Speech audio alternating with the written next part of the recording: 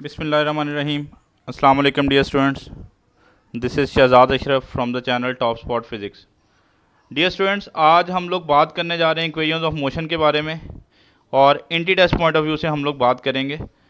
Normally होता क्या है कि एंटी टेस्ट लेवल में बहुत दफ़ा देखा गया कि इस टाइप के क्वेश्चन आते हैं कि an object is thrown vertically upward, और वो उसके बारे में कुछ भी पूछ लेता है कि बताएं कितनी हाइट अटेन करेगा, कितनी देर के बाद मैक्सिमम हाइट पे पहुंच जाएगा।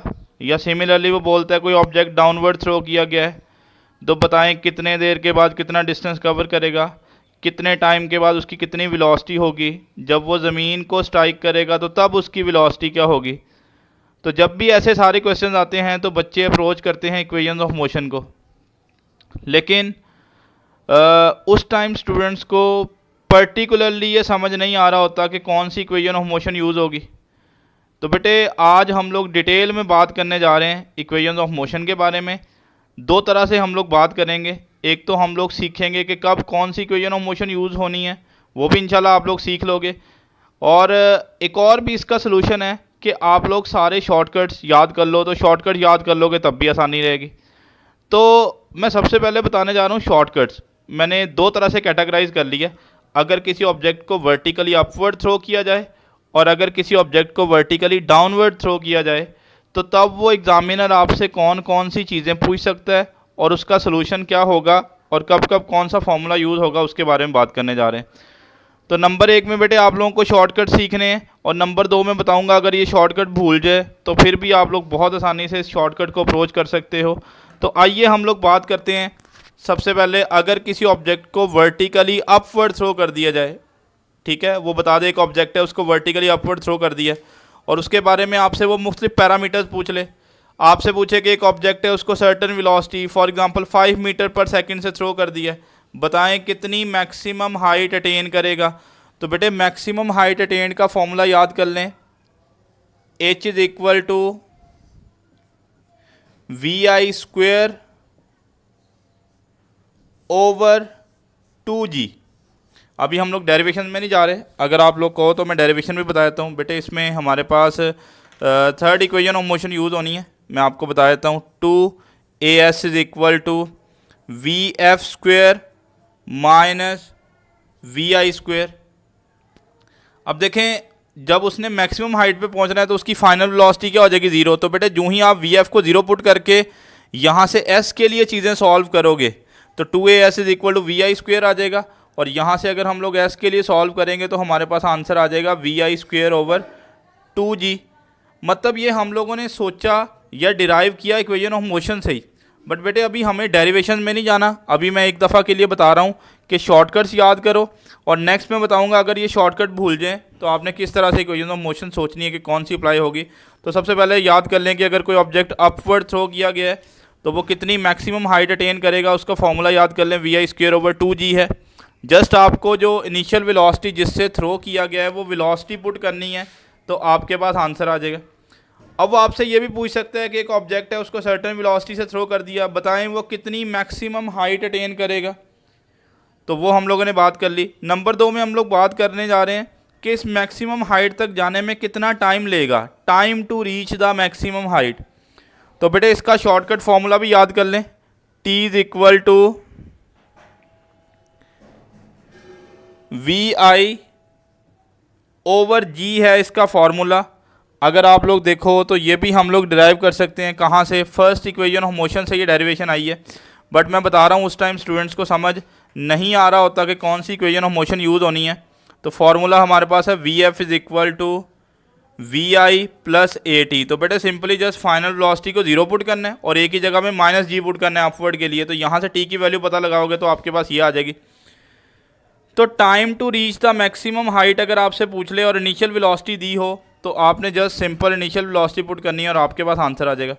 बेटे आप लोगों को पता है कि एक ऑब्जेक्ट जितना ऊपर जाने में टाइम ले रहा होता है, फॉर एग्जांपल एक बॉल है हमने यहाँ से थ्रो किया तो जितना ये मैक्सिमम हाइट तक जाने में टाइम लेगी भाई वापस आने में भी तो उतना ही टाइम लेगी ना। तो अगर वो पूछे time to hit the ground, वो आपको बोल दे एक ऑब्जेक्ट अपवर्ड थ्रो कर दिया है, बताओ कितनी देर के बाद वापस आके ज़मीन को टकरा जाएगा। तो बेटे जितना टाइम ऊपर जाने में लेगा उतना ही टाइम नीचे आने में लेगा। तो ऊपर जाने का टाइम हमें पता है VI/G है। तो बेटे वापस आने का जो टाइम होगा वो इससे डबल होगा। तो अगर हम लोग बात करें time to hit the ground की, तो हमारे पास जो फॉर्मूला बनेगा बेटे दैट विल बी 2VI क्या आ जाएगा, G आ जाएगा।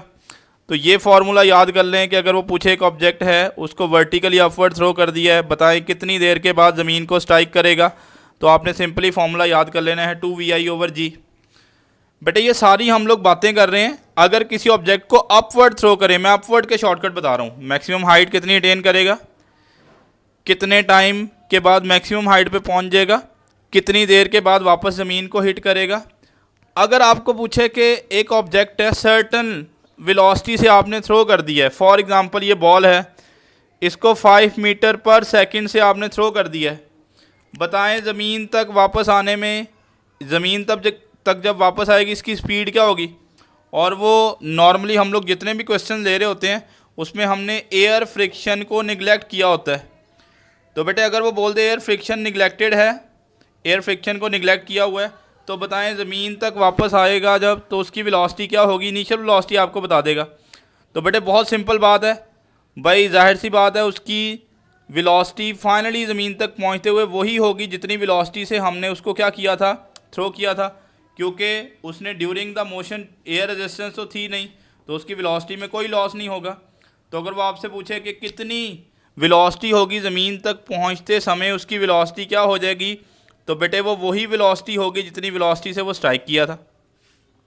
अब नेक्स्ट बात करते हैं कि एक ऑब्जेक्ट है उसको अपवर्ड थ्रो कर दिया है कुछ खास टाइम के बाद, मतलब एक बॉल है उसको एक सर्टेन वेलोसिटी से थ्रो कर दिया, फॉर एग्जांपल आपने 20 मीटर पर सेकंड से थ्रो कर दिया, और उसने आपको बोल दिया कि बताओ 1 सेकंड गुजरने के बाद, 1 सेकंड गुजरने के बाद उसकी वेलोसिटी क्या हो जाएगी। यानी किसी भी हाइट पे किसी भी टाइम के बाद वेलोसिटी पूछ ले तो बेटे इसका भी शॉर्टकट याद कर लें।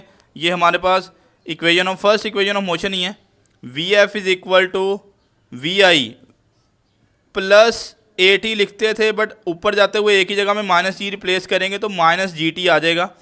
तो आपको सिंपली यहाँ पे जस्ट क्या करना है, जितनी इनिशियल वेलोसिटी से थ्रो की है वो पुट करनी है, और जितने टाइम के बाद आप पता लगाना चाह रहे हो वो टाइम पुट करना है, तो आपके पास आंसर आ जाएगा। फॉर एग्जांपल इस क्वेश्चन के लिए अगर मैं इसको सॉल्व करूं तो बेटे इनिशियली थ्रो किया 20 से, और कोशिश करें जी की वैल्यू वैसे तो 9.8 होती है, बट आप हमेशा इंटीडस लेवल में 10 से सॉल्व करो तो करीब करीब आंसर में हमेशा पहुँच जाओगे। तो जी की वैल्यू यूज़ करते हैं 10, टाइम कितनी देर के बाद पता लगाना चाह रहे हैं, 1 सेकेंड के बाद, तो 20 - 10 अगर हम लोग देखेंगे तो 1 सेकंड के बाद इस ऑब्जेक्ट की वेलोसिटी 20 मीटर पर सेकंड से कम होके 10 मीटर पर सेकंड हो चुकी है।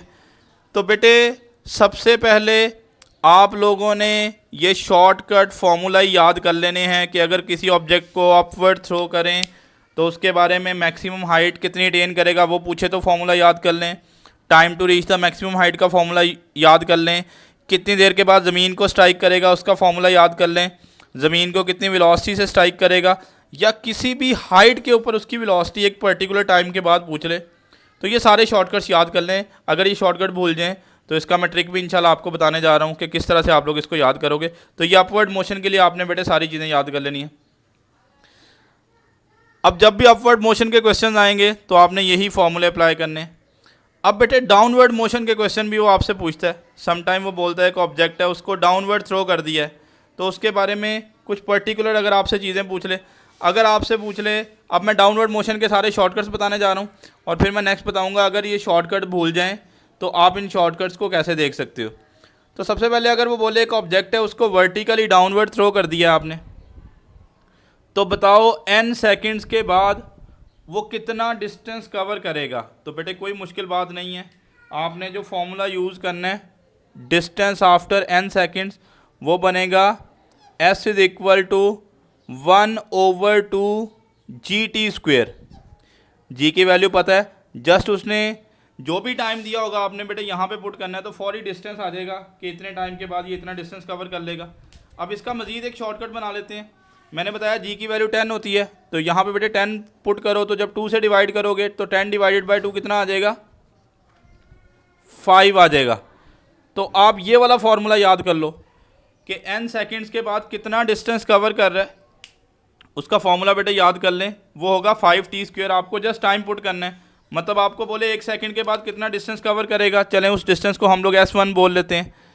तो बेटे सिंपली आप ऐसा करो, 1 सेकंड पुट करो, t की वैल्यू 1 पुट करोगे तो 1 का स्क्वायर भी 1 आएगा। तो जब 5 को 1 से मल्टीप्लाई करोगे तो आंसर भी 5 आ जाएगा। यानी 1 सेकंड के बाद वो ऑब्जेक्ट कितना डिस्टेंस कवर करेगा, 5 मीटर का। अगर आपसे बोले 2 सेकंड के बाद कितना कवर करेगा, तो बेटे 2 सेकंड के बाद भी आप लोग चेक कर सकते हो। जस्ट इस फॉर्मूले में क्या करना है, आपको टाइम की जगह में 2 पुट करना है। तो देखिए 2 का स्क्वायर कितना हो जाएगा, 4 हो जाएगा, ठीक है। तो 5 मल्टीप्लाई बाय 4 कितना आ जाएगा बेटे, 20 आ जाएगा। तो इसका मतलब ये हुआ कि 2 सेकंड के बाद वो जो डिस्टेंस कवर करेगा दैट विल बी 20 मीटर। अगर आपको बोले 3 सेकंड के बाद कितना डिस्टेंस कवर करेगा, तो बेटे ये 5 तो ऐसे ही आ जाएगा। मतलब यहाँ से हम एक देखने जा रहे हैं रेशो। बाज़ औक़ात वो रेशो के क्वेश्चन भी पूछता है कि एक ऑब्जेक्ट डाउनवर्ड आ रहा है, बताएं पहले, दूसरे और तीसरे सेकंड के दौरान जो उसने डिस्टेंस कवर किया उनकी रेशो बताएं। तो बेटे रेशो के लिए हमें डिस्टेंसेस पता होने चाहिए। तो 3 सेकंड के बाद बेटे 5 तो वैसे ही आ गया, टी की जगह में क्या पुट करेंगे, 3 का स्क्वायर कितना आ जाएगा, 9। तो बेटे 9 5 का क्या हो जाएगा, 45 हो जाएगा। तो अगर हम लोग बात करें कि वो 3 सेकंड के बाद कितना डिस्टेंस कवर कर रहा है, the answer will be 45 metres, ठीक है। और इसी तरह अगर आप लोग चलें मज़ीद 2 सेकंड के लिए मैं कैलकुलेट कर देता हूँ, S4 और S5 की वैल्यूज़ भी देख लेते हैं। तो इसी फार्मूले से अगर आप S4 यानी 4 सेकंड के बाद डिस्टेंस देखोगे, या S5 यानी 5 सेकंड के बाद डिस्टेंस देखोगे, तो इसके जो हमारे पास रिजल्ट्स आएंगे आपने वैल्यूज़ पुट करके देख लेनी है। यहाँ पे 80 आएगा और यहाँ पे बेटे हमारे पास आ जाएगा 125। अब वो बाज़ औक़ात पूछता है कि पहले सेकंड में, दूसरे सेकंड में, तीसरे, चौथे और 5वें सेकंड में जो उसने डिस्टेंसेस कवर किए उनकी रेशियो बताएं। तो बेटे आप इसको सिंपली अगर आप डिवाइड करके देखेंगे 5 से, तो 5 4 द 20 हो जाएगा, 5 9 द 45 हो जाएगा, 5 16 द 80 हो जाएगा, और 25 5 द 125 हो जाएगा।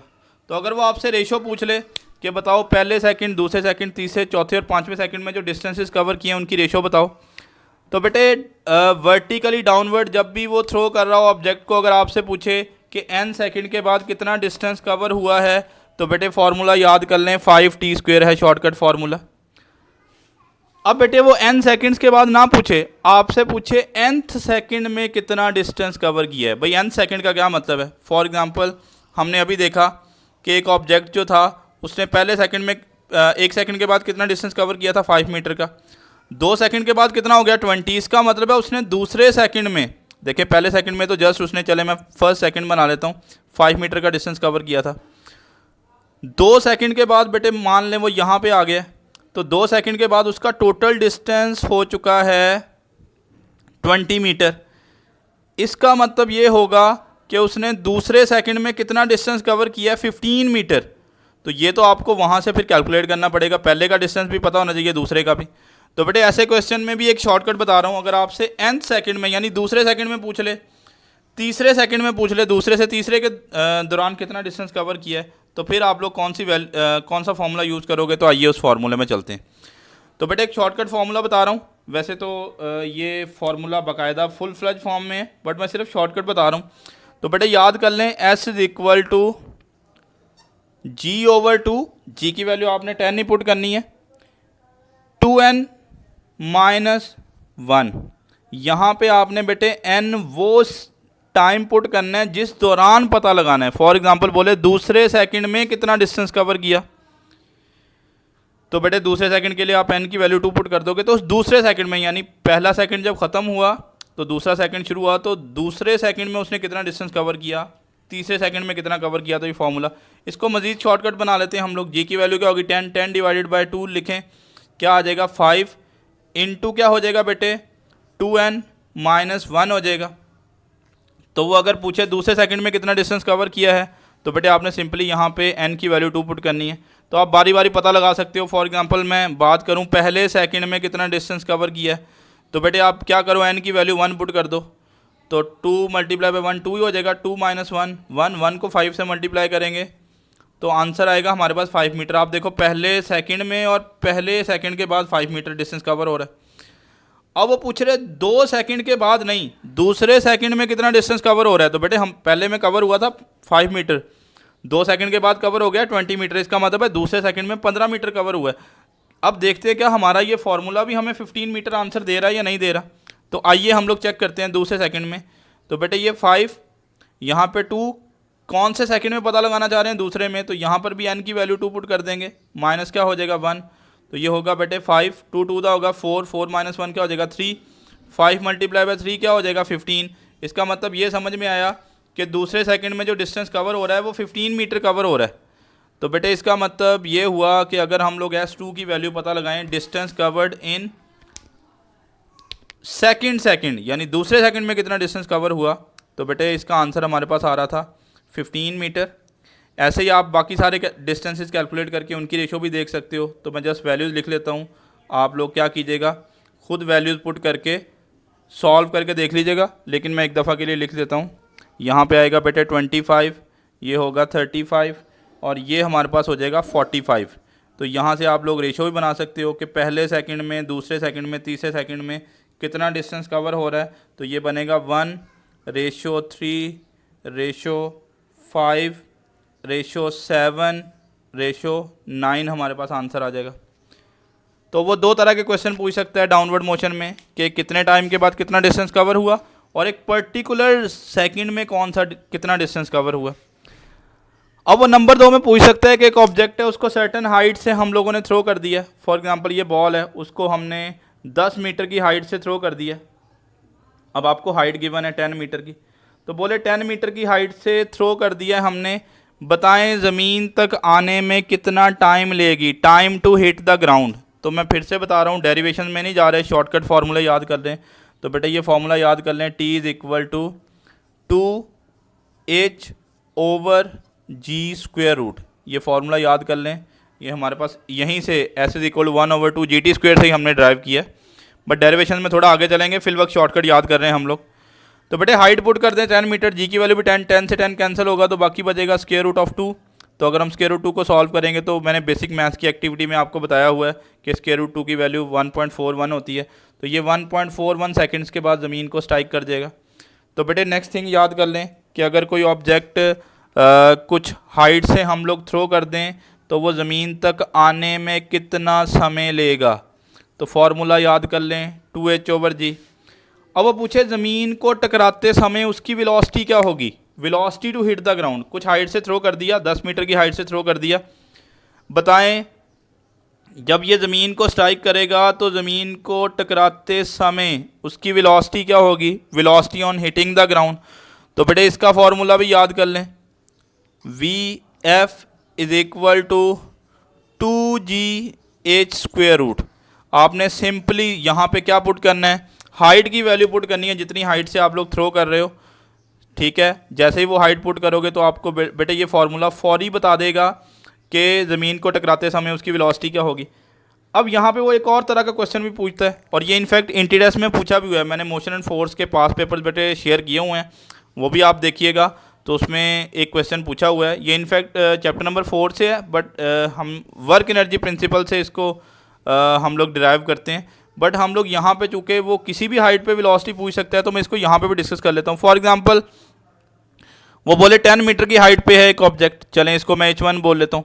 बताएं जब वो 7 मीटर की हाइट पे आ जाएगा, जब उसकी ज़मीन से हाइट 7 मीटर होगी, तो बताएं तब उसकी वेलोसिटी क्या होगी। यानी यहाँ पे मैंने लिख दिया स्पीड एट एनी हाइट। तो बेटे कोई मुश्किल बात नहीं है, आपने यही जो फॉर्मूला अप्लाई किया है इसी का आपने मॉडिफाई कर लेना है। तो VF=2g/H। बेटे डेल्टा H क्या पुट करना है आपने, जितना हाइट का डिफरेंस है। जैसे फॉर एग्जांपल 2g की वैल्यू 10 है, 10 मीटर की हाइट पे था, अभी 7 मीटर की हाइट पे है, तो दोनों का डिफरेंस कितना बना बेटे 3 मीटर का। तो आपने सिंपली वैल्यू पुट करनी है, तो आपके पास क्या आ जाएगा, आंसर आ जाएगा। तो बेटे ये आपने तमाम फार्मूले वो पूछ सकता है, जब भी कोई वर्टिकली डाउनवर्ड आ रहा है तो बताएं कितने टाइम के बाद कितना डिस्टेंस कवर करेगा, किसी पर्टिकुलर सेकंड में कितना डिस्टेंस कवर करेगा, ज़मीन को टकराएगा कितनी देर के बाद, जब ज़मीन को टकराएगा तब उसकी वेलोसिटी क्या होगी, या किसी भी हाइट पे वेलोसिटी पूछ सकता है। और एक और चीज़ भी पूछ सकता है, ठीक है, ये तो हाइट दे के वेलोसिटी पूछेगा, माइट भी पॉसिबल कि वो टाइम दे के वेलोसिटी पूछ ले। तो यहाँ पे जगह नहीं है, हम लोग कोई फार्मूला रेज कर लेते हैं इसका। अगर आप लोग स्क्रीनशॉट लेना चाह रहे हैं तो ले लें। मैं यहाँ पे एक फार्मूला, चलें मैं ये वाला रेज करके यहाँ पे एक चीज़ लिख देता हूँ बेटे। अब बेटे वो आपसे ये भी पूछ सकता है कि वेलोसिटी आफ्टर टाइम टी, यानी किसी भी टाइम, एक ऑब्जेक्ट है उसको हमने नीचे थ्रो कर दिया, बताएं 2 सेकंड के बाद वेलोसिटी क्या होगी। तो मैं यहाँ पे लिख रहा हूँ वेलोसिटी आफ्टर टाइम टी, भाई टाइम टी के बाद उसकी वेलोसिटी क्या होगी। तो बेटे जब आपने इनिशियली थ्रो किया था तो इनिशियल वेलोसिटी क्या थी, 0 थी। तो V F is equal to we I plus G T वाला फॉर्मूला यूज़ करें। तो जो फाइनली किसी भी पॉइंट पे उसकी वेलोसिटी बनेगी उसका फॉर्मूला बेटे हमारे पास बनेगा जी टी। आपने सिंपली वो टाइम पुट करना है जिस टाइम के बाद आप वेलोसिटी पता लगाना चाह रहे हो, तो आपको फौरी उस टाइम के बाद वेलोसिटी पता चल जाएगी। तो ये बेटे पहली बात, सारे शॉर्टकट याद कर लें कि अगर वो बोले एक ऑब्जेक्ट को वर्टिकली अपवर्ड थ्रो कर दिया है तो तब सारे शॉर्टकट याद कर लें। अगर वर्टिकली डाउनवर्ड थ्रो कर दिया है तो बच्चों को समझ नहीं आ रहा होता कौन सी इक्वेशन ऑफ मोशन लगेगी, तो तब भी ये शॉर्टकट याद कर लें। अब अगर बेटे ये शॉर्टकट बिलफर्ज आपके माइंड से निकल जाते हैं तो फिर मैं आपको डिराइव करने का तरीका बता रहा हूँ। ये भी बहुत आसान है, सिर्फ 3 पॉइंट आपको याद करना पड़ेंगे तो ये सारे शॉर्टकट्स भी आपको याद हो जाएंगे। तो पहला तरीका ये है, या तो शॉर्टकट्स याद कर लें, या दूसरा तरीका आपको बता रहा हूँ कि इक्वेशन ऑफ मोशन से किस तरह से शॉर्टकट ड्राइव करने हैं। तो आइए हम लोग देखते हैं कि इक्वेशन ऑफ मोशन से किस तरह से हम लोग शॉर्टकट ड्राइव कर सकते हैं।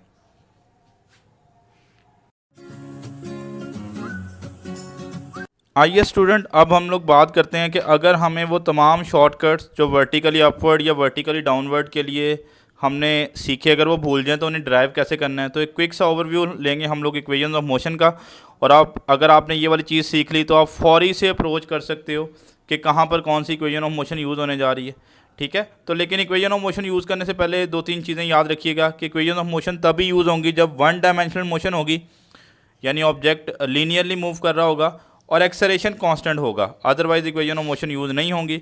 और बच्चे कुछ मिस इंटरप्रेट करते हैं, कुछ और जगहों पे इक्वेशन ऑफ मोशन यूज़ करते रहते हैं। तो कुछ और चीज़ें याद कर लें कि हमारे पास कुछ मोशन हैं, जैसे हम लोग बात करें सर्कुलर मोशन की, तो बेटा याद रखिएगा सर्कुलर मोशन में भी इक्वेशन ऑफ मोशन यूज़ नहीं होने वाली, बच्चे वहाँ पर भी अप्लाई करते रहते हैं। अगर हमारे पास सिंपल हार्मोनिक मोशन है, SHM की बात करें, तो वहाँ पर भी इक्वेशन ऑफ मोशन यूज़ नहीं होंगी। और अगर ऑब्जेक्ट मूव कर रहा है वेरिएबल एक्सेलरेशन के साथ, यानी एक्सेलरेशन कांस्टेंट नहीं है, तो ये वो तमाम केसेस हैं जिनमें इक्वेशन ऑफ मोशन यूज़ होने नहीं जा रही।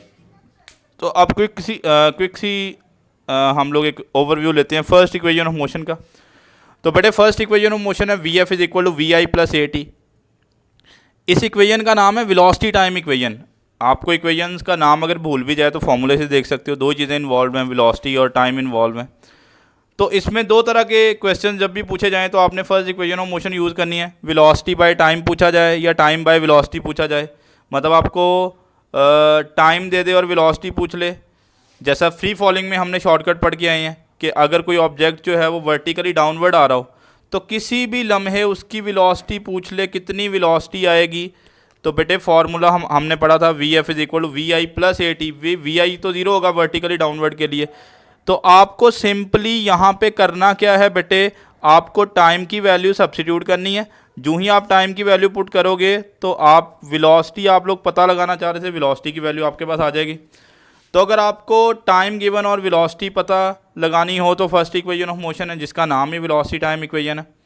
और अगर आपको टाइम बाय वेलोसिटी, यानी अगर वेलोसिटी गिवन है और टाइम पूछा हुआ है, ठीक है, तो फिर भी हम लोग ये वाली इक्वेशन ऑफ मोशन यूज़ कर सकते हैं। ये भी हमने वर्टिकली अपवर्ड के लिए फार्मूला पढ़ा कि अगर आपको वेलोसिटीज़ बता दे तो आप यहाँ से टाइम कैलकुलेट कर सकते हो। अब बेटे सेकंड इक्वेशन ऑफ मोशन में चलते हैं। सेकंड इक्वेशन ऑफ मोशन का नाम मैंने लिख दिया डिस्टेंस टाइम इक्वेशन। इक्वेशन आपको पता है is equal V I T plus 1/2 square. इसका नाम याद कर लें, this is distance time equation. ये इक्वेशन बेटे तब यूज़ होगी जब आपको टाइम गिवन होगा और डिस्टेंस पूछा होगा, या डिस्टेंस गिवन होगा और टाइम पूछा होगा। तो इसका नाम याद कर लें equation second equation of motion को हम लोग डिस्टेंस टाइम इक्वेशन।